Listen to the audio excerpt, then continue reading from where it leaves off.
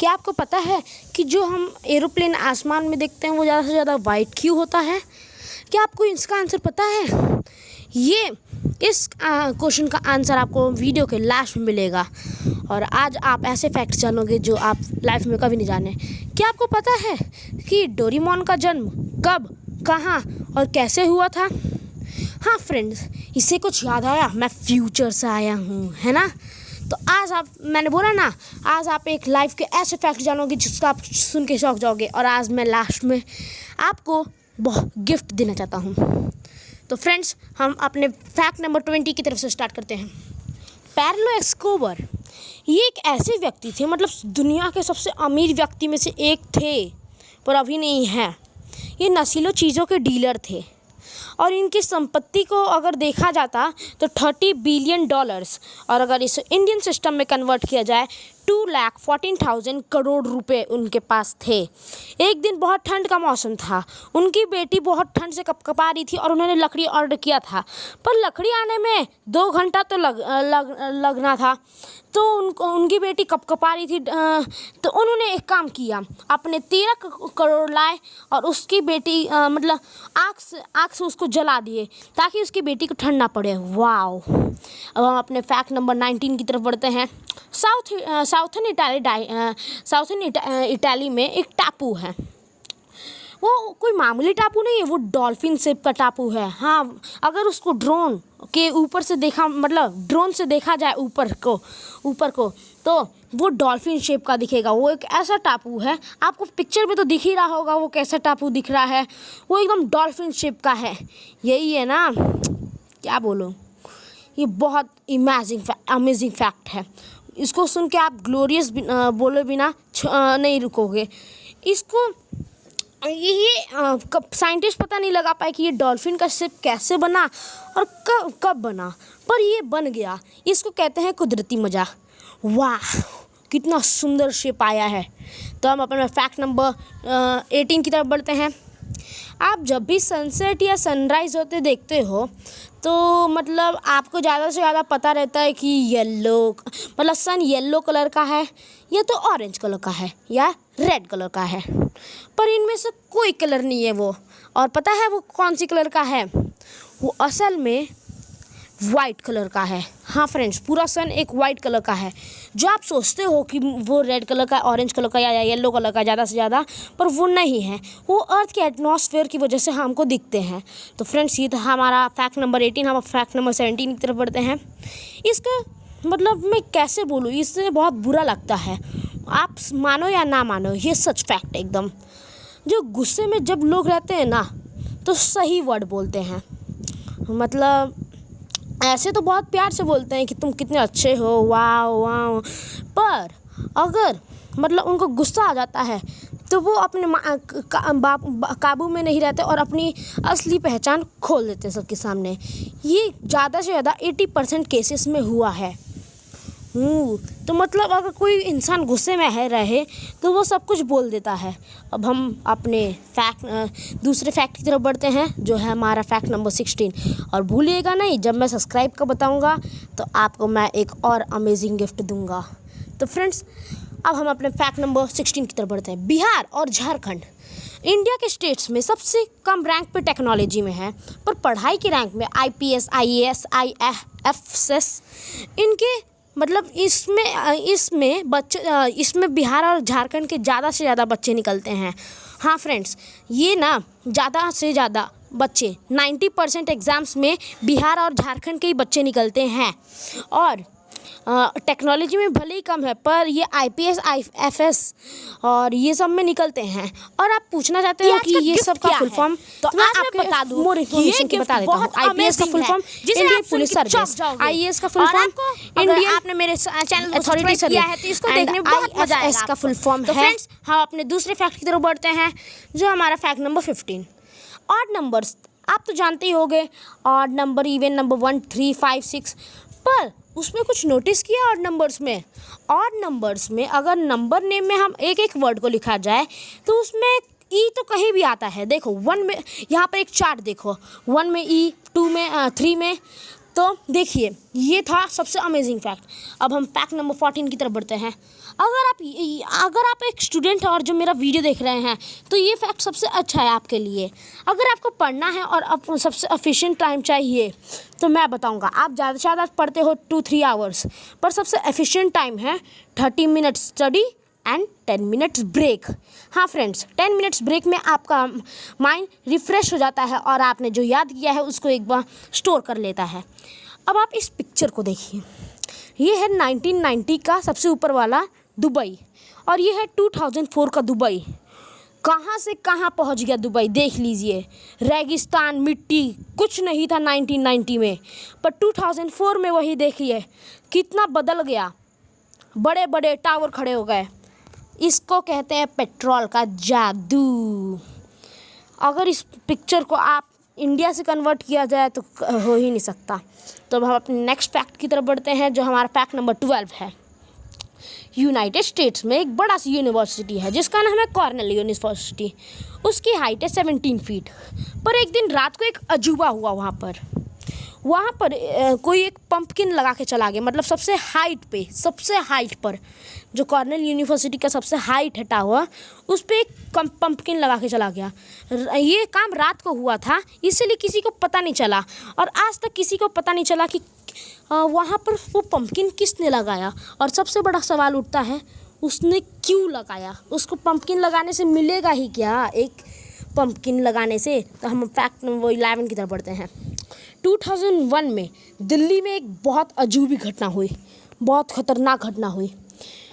एक दिन मतलब रात को 4 फीट का आदमी, मतलब 4 फीट का, और उसने एक आर्टिफिशियल बॉडी थी, उसकी एक आर्टिफिशियल बॉडी लग रही थी। वो 4 फीट का आदमी था, उसको मंकी मैन भी कभी कभी बुलाया जाता था। और उसकी चेस्ट पर 3 स्विचेस बने थे, जैसे मतलब सुपर हीरोज़ में बने रहते हैं ना, वही 3 स्विचेस। और उसके लाल आंखें थे, और वो किसी आर्टिफिशियल बाल से ढका हुआ था, और 2002 में वो गायब हो गया। वो रात को हमेशा लोगों पे अटैक करता था, पर पता नहीं वो 2002 में गायब हो गया। पबजी नामक इस गेम ने बहुत कमाया, बहुत सक्सेस पाई आपने, पर इस पे लोगों पे बहुत असर पड़ा। ऐसा ही एक रेस्टोरेंट पे पड़ा, मतलब एक रेस्टोरेंट के ओनर पे पड़ा। उसने एक दूसरा रेस्टोरेंट खोला जिसका नाम है पबजी रेस्टोरेंट। आप इसका इंटीरियर तो देख ही रहे होंगे। पबजी वाले जो खेलते होंगे वो इनको पहचान जाएंगे कि ये जीप कहाँ से है ना। तो अगर आप जयपुर जाएंगे तो इस होटल में ज़रूर जाइएगा। इसके इंटीरियर एकदम पबजी से मिलते जुलते हैं। जो पबजी खेलता है वो पहचान जाएगा, कहेगा पबजी वाला है क्या। देखिए एकदम पबजी वाला है, मतलब पबजी जैसा है। अब हम अपने नेक्स्ट फैक्ट की तरफ बढ़ते हैं, जो हमारा फैक्ट नंबर 9 है। ये देखिए, ये है असली प्लेन जो हवा में उड़ता है। इसको देखकर कुछ उतना मन नहीं करता, पर अभी तो दूसरा पिक्चर आएगा, उसको देखकर लगेगा कि कितना क्यूट एरोप्लेन है। ये कार्टून वाला एरोप्लेन, ये कितना क्यूट एरोप्लेन है। तो मैं ये समझाने की कोशिश कर रहा हूँ कि मतलब साइंटिस्ट मानते हैं कि अगर एडल्ट्स मतलब इसको देखकर कितनी संतुष्टि मिलती है। एडल्ट्स अगर कार्टून्स देखें तो उनका स्ट्रेस कम हो जाता है। तो कार्टून्स एडल्ट्स भी देख सकते हैं। तो एडल्ट्स को भी कार्टून देखना चाहिए, उनका स्ट्रेस कम हो जाएगा। अब हम फैक्ट नंबर 8 की तरफ बढ़ते हैं। ये बहुत बड़ा फैक्ट है। 7 करोड़ पीपल में आप एक पीपल हो जो धरती पे रहते हैं, और वो धरती जो सोलर सिस्टम के 8 प्लैनेट्स मतलब 8 प्लैनेट्स के साथ सूरज के चक्कर लगाती है। वो सूरज जो 3 लाख करोड़ तारों में से एक तारा है। वो तारे जो मिल्की वे गैलेक्सी बनाते हैं, और जो वो मिल्की वे गैलेक्सी जो 14 अरब खरब गैलेक्सी में एक है। तो सोचिए यूनिवर्स कितना बड़ा है, और इसके आगे क्या होगा। आपको सुन के हैरानी नहीं हुई? मैं एक बार वापस बोल देता हूँ। 700 करोड़ में हम एक इंसान है, आप एक इंसान हो जो धरती में रहते हैं। वो धरती जो सोलर सिस्टम के 8 प्लैनेट्स के साथ सूरज के चक्कर लगाती है। वो एक सूरज जो 3 लाख तारों में से एक है, और वो 3 लाख तारे एक मिल्की वे गैलेक्सी बनाते हैं। और वो मिल्की वे गैलेक्सी जो 3 खरब अरब गैलेक्सी में एक है। वाओ, कितना बड़ा है। अब हम अपने फैक्ट नंबर 7 की तरफ बढ़ते हैं। नासा $15,000 दे रही है अगर कोई उसके जीरो ग्रेविटी स्पेस में, मतलब जीरो ग्रेविटी स्पेस में जाए, उसको $15,000 दे रही है। किस लिए? मतलब 0 डिग्री ग्रेविटी है क्या? उसमें स्पेस में जाना रहता है जहाँ पर जीरो ग्रेविटी है, और वहाँ पर नासा देखेंगी, टेस्ट करेंगी, वहाँ पर 3-4 महीने रहने पड़ेंगे और टेस्ट करेंगे कि जीरो ग्रेविटी में रहने से क्या फ़र्क पड़ा इंसान पर। एक तो आपको अगर जीरो ग्रेविटी स्पेस में जाना है तो नीचे कमेंट बॉक्स में ज़रूर बताइएगा। अब मैं फैक्ट नंबर 6 की तरफ बढ़ता हूँ, जो बहुत इमोशनल है। एक लड़के की माँ थी, वो लड़का अपनी माँ से बहुत प्यार करता था, पर किसी एक एक्सीडेंट में उसकी मॉम की डेथ हो गई। पर उस लड़के ने क्या किया कि उसने अपने हाथ पे एक वॉइस मेल बना लिया। मतलब उसकी मम्मी की जब भी हम बोलते हैं ना तो वो एक बनता नहीं है, वैसी वॉइस मेल बना लिया। कितना इमोशनल है। अब हम फैक्ट नंबर 5 की तरफ बढ़ते हैं। अब हम डोरेमोन के जन्म की बात करेंगे। अब डोरेमोन का जन्म कब हुआ था? डोरेमोन का जन्म हुआ था 3 सितंबर 2112। कुछ याद आया? 2009 नहीं, 2006 नहीं, सीधा 2112। मैं फ्यूचर से आया हूँ। हाँ फ्रेंड्स, डोरेमोन का जन्म 3 सितंबर 2112 में हुआ था मात्सुशिबा रोबोट फैक्ट्री में। तो आज मैंने डोरेमोन का पूरा एग्जैक्ट डेट बर्थ और डेट ऑफ प्लेस बता दिया। अब हम अपने फैक्ट की तरफ, अब हम फैक्ट नंबर 4 की तरफ बढ़ते हैं। अब हम अपने फैक्ट नंबर 3 की तरफ बढ़ते हैं। साइंटिस्ट का ये मानना है, मतलब अगर मैं आपसे पूछ दूँ कि सबसे हेल्दीएस्ट थिंग क्या होता है आपके लाइफ में, तो आप बोलोगे योगा करना, डांस करना, पर सबसे हेल्दीएस्ट है रनिंग करना।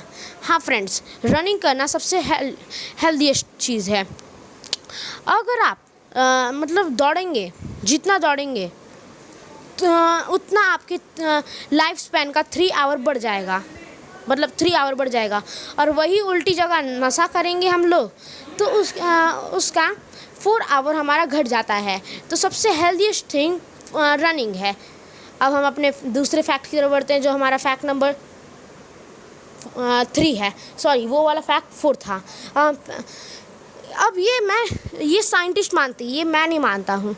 हेल्प करने वाले ज़्यादा से ज़्यादा अपने मतलब 75.5 केसेस में 75.5% केसेस में यही हुआ है।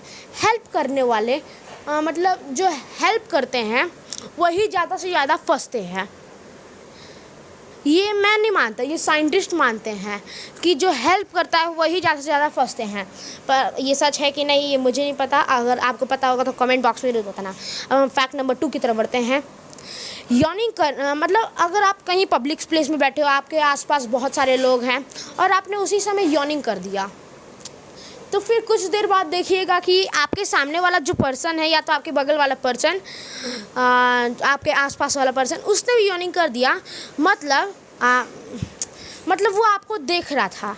अब आप पूछोगे देख रहा था तो उससे मतलब क्या हुआ? यॉर्निंग एक ऐसी चीज़ है जो देखते ही ट्रांसफ़र हो जाती है दूसरे। तो अगर आपके साथ ऐसा हुआ है तो कमेंट बॉक्स में बताना। पर अब हम फैक्ट नंबर 1 की तरफ बढ़ते हैं, पर उससे पहले आपने मेरे चैनल को सब्सक्राइब और लाइक करके रखा है तो थैंक यू। और अगर नहीं किया है मेरे चैनल को मेरे वीडियो को लाइक और चैनल को सब्सक्राइब कर देना और बेल आइकन दबाना ना भूलिएगा, ताकि आपके हमारे वीडियोज़ का नोटिफिकेशन सबसे पहले मिल सके। और आज मैं अपना गिफ्ट बताने जा रहा हूँ। अब मेरे मतलब चैनल में एक और नया फीचर आ गया कि मैं हर मंडे आप लोग को हॉरर चीज़ बताऊँगा, मतलब कुछ हॉरर बताऊँगा, हॉरर फैक्ट्स। अब हम फैक्ट नंबर 1 की तरफ बढ़ते हैं कि प्लेन हमेशा वाइट क्यों रहता है। उसकी बहुत सारी वजह हैं। पहला वजह, जो सनरेज पड़ते हैं सबसे ऊपर, मतलब प्लेन बहुत ऊपर उड़ता है और उसके ऊपर सनरेज जब पड़ते हैं तो बाकी सब कलर जो चमकदार ब्लू, रेड, ये सब होते हैं, वो उस मतलब सन के सनलाइट्स को एब्सॉर्ब नहीं कर पाते हैं, जबकि जो वाइट कलर है वो एब्सॉर्ब कर लेता है। तो ये था हमारा मतलब रीज़न नंबर 1। अब हम रीज़न नंबर 2 की तरफ बढ़ते हैं। ये प्लेन का एक रूल है।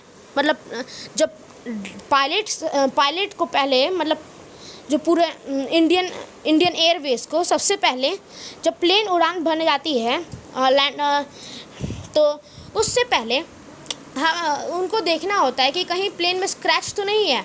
और आपको तो पता ही है कि वाइट कलर में कितना अच्छा स्क्रैच दिख जाता है, इसीलिए ये वजह हैं कि उनको वाइट करके रखते हैं। तो ये थे मेरी कुछ फैक्ट्स जिसे आप सुन के ग्लोरियस फील करोगे। और थैंक यू और सी यू अगेन।